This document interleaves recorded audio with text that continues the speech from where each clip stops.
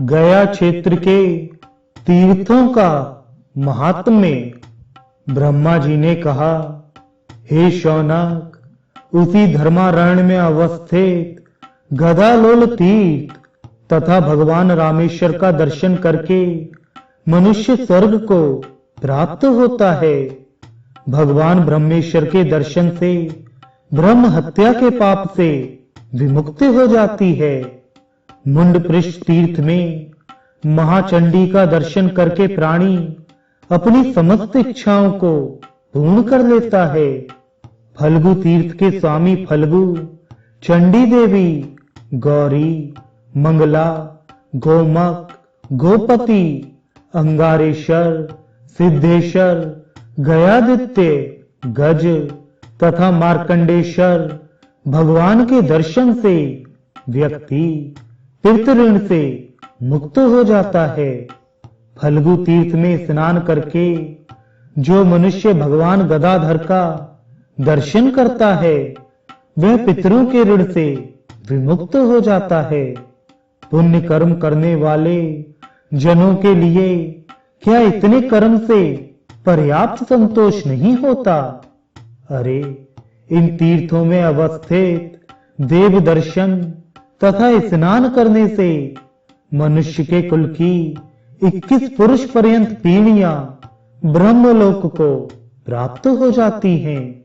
पृथ्वी पर जितने भी तीर्थ, समुद्र और सरोवर हैं, वे सभी प्रतिदिन एक बार फल्गु तीर्थ जाते हैं। पृथ्वी में गया पुण्यशाली तीर्थ है। गया में गया शिर श्रेष्ठ है और उसमें भी फल्गु तीर्थ उसका मुख भाग है। उदीची, कनका नदी और नाभि तीर्थ उसका मध्य भाग है। उसी तीर्थ के सन्निकट ब्रह्मसद तीर्थ है, जो स्नान करने से मनुष्य को ब्रह्मलोक प्रदान करता है। वहां पर स्थित कूप में पिंडदान आदि कृत्य करके मनुष्य अपने पितरों के ऋण से विमुक्त हो जाता है। अक्षय वट में श्राद्ध कर्म संपन्न करके मनुष्य अपने पितृगणों को ब्रह्मलोक प्राप्त कराता है। हंस तीर्थ में स्नान करके मनुष्य सभी पापों से मुक्त हो जाता है। कोटि तीर्थ, गयालोल, वैतरणी तथा गोमक तीर्थ में पितरों के लिए श्राद्ध करने पर मनुष्य अपने 21 पुरुष पर्यंत अर्थात 21 पीढ़ी को ब्रह्मलोक ले जाता है। ब्रह्म तीर्थ, राम तीर्थ, अग्नि तीर्थ, सोम तीर्थ और रामभ्रत तीर्थ में श्राद्ध करने वाला अपने पितरों को ब्रह्मलोक प्राप्त कराता है। उत्तर मानस तीर्थ में श्राद्ध करने पर पुनर्जन्म नहीं होता। दक्षिण मानस तीर्थ में श्राद्ध करने से श्राद्ध करने वाले अपने पितरों को ब्रह्मलोक पहुंचाते हैं। स्वर्ग द्वार तीर्थ में श्राद्ध करने से भी श्राद्ध कर्ताओं के पितृजन ब्रह्मलोक को जाते हैं। भीष्म तर्पण का कृत्य जिस स्थान पर हुआ था, उस कूट स्थान पर श्राद्ध करने से भी मनुष्य पितृगणों को भव सागर से पार उतार देता है। गृधेश्वर तीर्थ में श्राद्ध करने से श्राद्ध कर्ता अपने पितृऋण से विमुक्त हो जाते हैं।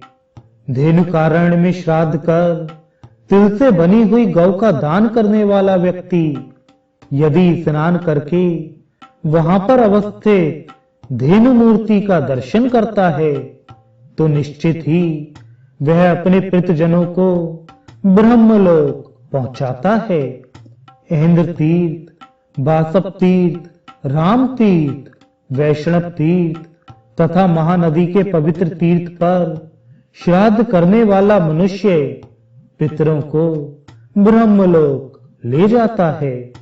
गायत्री तीर्थ, सावित्री तीर्थ, सारस्वत तीर्थ में स्नान, संध्या तथा तर्पण करके श्राद्ध क्रिया संपन्न करने से श्राद्ध कर्ता 101 पुरुष पर्यंत पितरों की पीढ़ी को ब्रह्मलोक ले जाते हैं।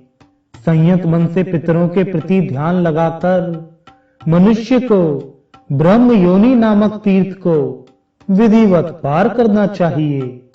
वहां पर पितृगणों एवं देवों का तर्पण करके मनुष्य पुनः गर्भ यंत्रणा के संकट में नहीं पड़ता है। काकजंगा तीर्थ में तर्पण करने से पितरों को अक्षय तृप्ति होती है।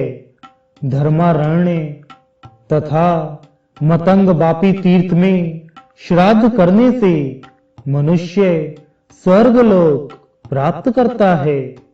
धर्मकूप तथा कूप तीर्थ में श्राद्ध करने पर प्राणी पितृ ऋण से मुक्त हो जाता है। यहाँ श्राद्ध आदि कृत्य करके इस प्रकार प्रार्थना करनी चाहिए। मेरे द्वारा किए जा रहे श्राद्ध आदि कृत्यों के साक्षी यहाँ के देवता प्रमाण हों और लोकपाल साक्षी हों। इस मतंग तीर्थ में आकर के मैंने पितरों से ऋण मुक्ति का कार्य किया है।